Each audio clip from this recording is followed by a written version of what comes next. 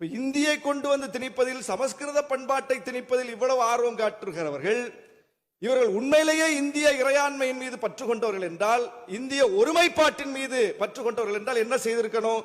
தமிழ்நாட்டிலிருந்து ஒரு மூத்த நாகரிகம் வெளிப்பட்டிருக்கிறது. கீழடியில் எவ்வளவு பெரிய ஆய்வுக்கு பிறகு அது வெளிப்பட்டிருக்கிறது. அந்த அறிக்கை ஒன்றிய அரசிடம் சமர்ப்பிக்கப்பட்டு சில ஆண்டுகள் கடந்துவிட்ட நிலையில் இதுவரையிலும் அந்த அறிக்கையை வெளியிடாமல் வைத்திருக்கிறார்கள். 2 தினங்களுக்கு முன்னால் எங்களுடைய தலைவர் எழுச்சி தமிழர்கள் ஒன்றிய கலாச்சாரத்துறை அமைச்சரை பார்த்து இந்த அறிக்கையை விரைந்து வெளியிட வேண்டும் என்று நாம் வலியுறுத்தி கேட்டுக்கொள்கிறோம். ஆனாலும் அவர்கள் வெளியிடவில்லை. ஏன் மறைக்கிறீர்கள்? இந்த அறிக்கை வெளிவருவதில், கீழடி ஆய்வறிக்கை வெளிவருவதில் ஒன்றிய அரசுக்கு என்ன சிக்கல்? என்ன சிக்கல் என்றால், சமஸ்கிருத பண்பாடு தான் இந்திய பண்பாடு என்று அவர்கள் நிறுவ முயல்கிறார்கள். தமிழ் பண்பாடு தான் இந்தியாவின் பண்பாடு, தமிழ் நாகரிகம் தான் இந்தியாவின் நாகரிகம் என்பது வெளிப்பட்டுவிடும். எனவே அதை வெளியிடாமல் வைத்திருக்கிறார்கள். இது குறித்து நம்முடைய மாநில அரசு உரிய அழுத்தத்தை கொடுத்து அதை வெளியிட செய்ய வேண்டும்.